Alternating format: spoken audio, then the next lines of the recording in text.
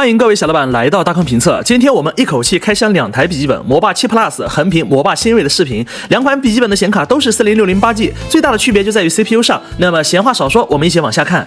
魔霸新锐裸机重量2.35千克，魔霸7 Plus 裸机重量2.75千克，比它足足重了有0.4千克这个样子。加上适配器过后，魔霸新锐3.15千克，魔霸7 Plus 3.55千克。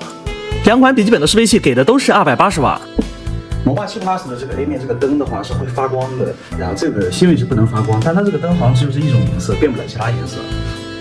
左边是魔霸新锐，右边是魔霸7 Plus， 明显可以发现魔霸7 Plus 的屏幕更暗一些。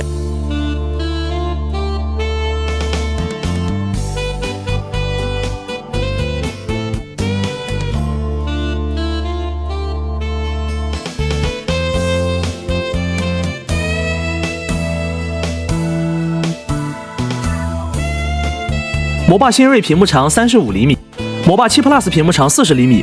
新锐屏幕宽23.5厘米，7 Plus 屏幕宽24.5厘米。这边的键盘布局这一块，魔霸新锐是没有给数字彩键盘的，但魔霸7 Plus 这里有啊，这点的话非常好评。触摸板的按压反馈感以及键盘的手感，两个感觉都一样，没什么区别。魔霸新锐的轴部这个地方只有一个长长的出风口，没有接口。魔霸7 Plus 的话有2个小小的出风口，然后2个 C 口，这个 C 口的话支持雷电式协议，还有一个 HDMI 接口、耳机45网线接口，最后还有一个电源接口。两台机器的左侧的话各有一个出风口，你像魔霸新锐的话，这还有一个电源接口、耳机45网线接口、HDMI 接口，2个 C 口，其中这个 C 口的话支持雷电式协议，还有一个3.5毫米耳机耳麦接口。那魔霸7 Plus 的话，这有2个 A 口加一个3.5毫米耳机耳麦接口。然后机器的右侧的话，魔霸7 Plus 这是没有接口的，只有一个出风口。那魔霸新锐的话，只有2个 A 口加这一个出风口。新版本娱乐大师跑分，魔霸新锐总分跑到了164万分，魔霸7 Plus 总分跑到了188万分，其中拉开分数最大的差距点就在于 CPU， 魔霸7 Plus 的 R97845HX 跑到了1115300多分，新锐的话只跑到了80万分。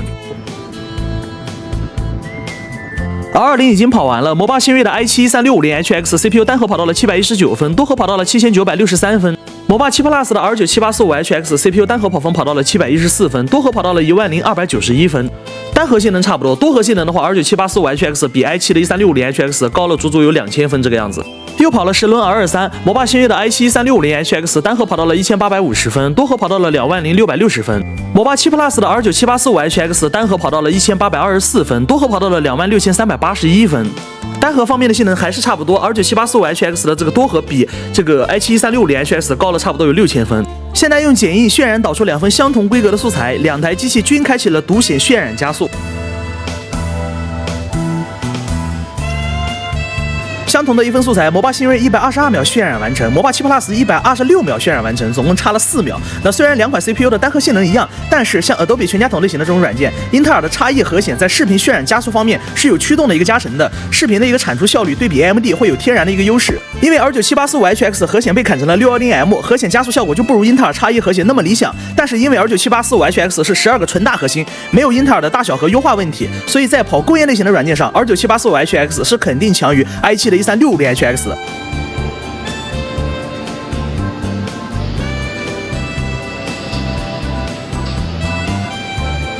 这个 TimeSpy 的跑分，大家看个显卡的就行了。CPU 的话不准的，他妈的那个 R97845HX 怎么可能跑11782分？这应该是 TimeSpy 的问题。显卡的话，2个跑分都在10600这个样子。往下拉了过后，我们可以看到两台机器的显卡都是贴着 2.5G 一条横线在跑，非常的稳定。现在室温25.8度，两台机器 CPU 已经单烤12分钟了。魔霸新锐 CPU 功耗110瓦，最高温度90度，平均温度稳定在88度，大核频率4.3G， 小核频率3.5G。魔霸7 Plus 的 R97845HX CPU 功耗112瓦，温度91度，全核睿频4.4G。现在室温26度，两台机器已经双烤13分钟了。魔霸新锐整机功耗45瓦加140瓦 ，CPU 温度80度，显卡温度85度。魔霸7 Plus 整机功耗50瓦加130瓦 ，CPU 温度81度，显卡温度82度，可以很强。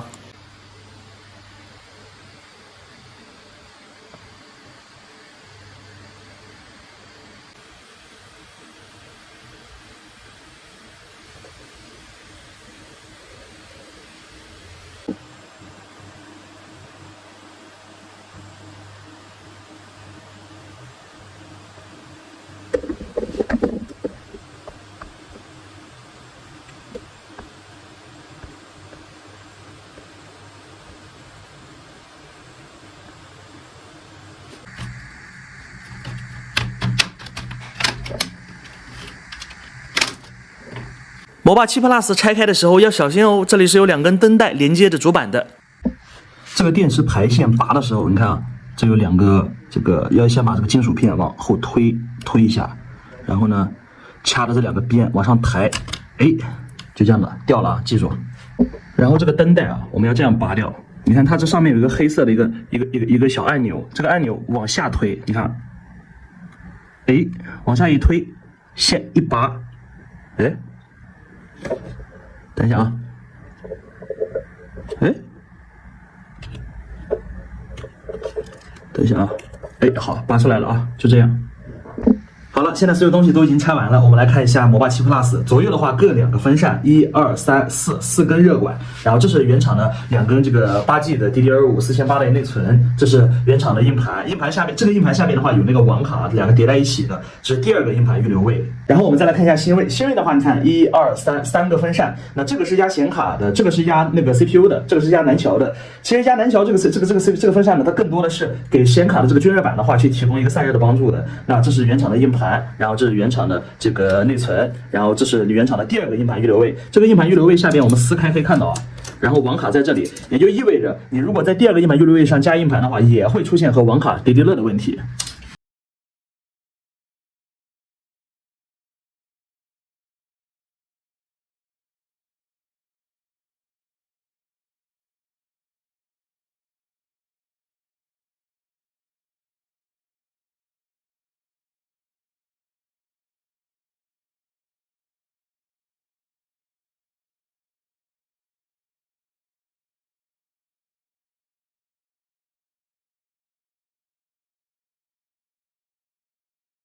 英雄联盟2台机器游戏里面画质特效开的都是最高，分辨率的话也是 2.5K。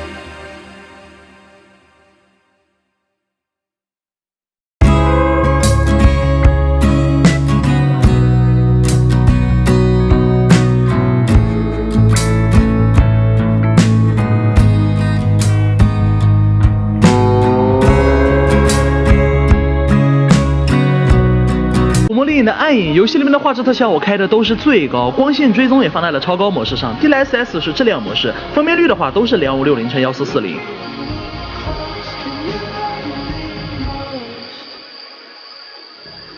最终，魔霸新锐跑到了75帧，魔霸7 Plus 跑到了81帧。魔霸7 Plus 的帧数高了6帧，看了一眼右下角，发现 R9785HX 对游戏的一个渲染跑分，平均比 i71360HX 高了50分这个样子，所以帧数差距的原因也就在这里。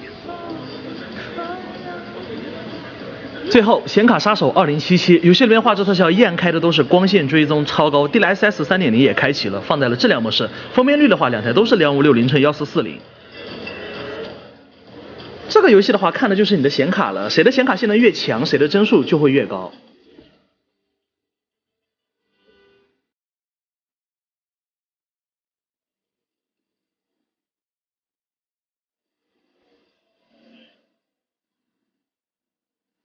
最后，魔霸新锐平均帧数跑到了57.41帧，魔霸7 Plus 跑到了57.85帧，一模一样，没有什么区别。视频到这里可以总结了，R9785HX 这个 CPU 是正儿八经的 Zen 4架构，12个大核心，24个线程，也让它的性能在多核方面领先各路 i7 一截，甚至可以追上一些表现比较差的 i9 1390HX。游戏的性能也因为64兆的一个超大3缓，对比起 i7 的1365HX 也有一定的提升。同时，游戏内的一个功耗表现很好，能耗比的表现非常优异。视频产出这一块的话，一直是英特尔的强项，但也落后不多，几乎可以说是要比英特尔 i7 整体实力要强上一些。那看来以前英特尔 i7 秒如锐龙全家的这种说法也不复存在了。不过，这个 R97845HX 毕竟是一个8系的 R9， 对比起英特尔的 i9 系列的 H55HX， 那肯定是招架不住的。希望 R97945HX 能有更多亮眼的一个表现。那么明天我就会给大家更新魔霸7 Plus R97945HX 4080的开箱评测，希望小老板可以给我点个关注，谢谢。最后，整体来说，魔霸新锐的优势在于屏幕的观感更好，因为亮度更高，并且支持色域切换。其次就是它的模具更轻一些。魔霸7 Plus 的优势在于屏幕更大，并且 C 面有数字小键盘，这个新锐是没有的。但是魔霸用的是去年的老模具，拆后盖的时候要拔这个电池的排线，还要拔灯带的一个排线，相较于有光电传感器的魔霸新锐，拆的时候会更麻烦一些。性能方面，显卡表现是都没有任何区别的。CPU 在实际游戏这块的话，R97845HX 是略微强于 i7 1360HX 的，但是在吃核显的软件上，R9的7845HX 不如新锐的这个 CPU， 例如 Adobe 的这种全家桶类型软件 PR、AE、3D Max 什么的。但是在跑工业类型的软件上，R9的7845HX 12个大核心，且没有英特尔的大小和优化问题拖后腿，表现是强于 i7 1360HX 的。总之，个人的一些建议就是，如果您对屏幕的素质要求以及机器的重量要求不是很高的话，魔霸7 Plus 是完全可以优先考虑的。那如果说您对屏幕的素质有要求，机器的重量的话也不想让它太重，那你就买魔霸新锐呗。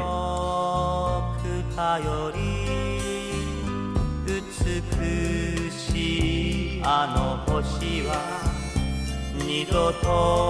は見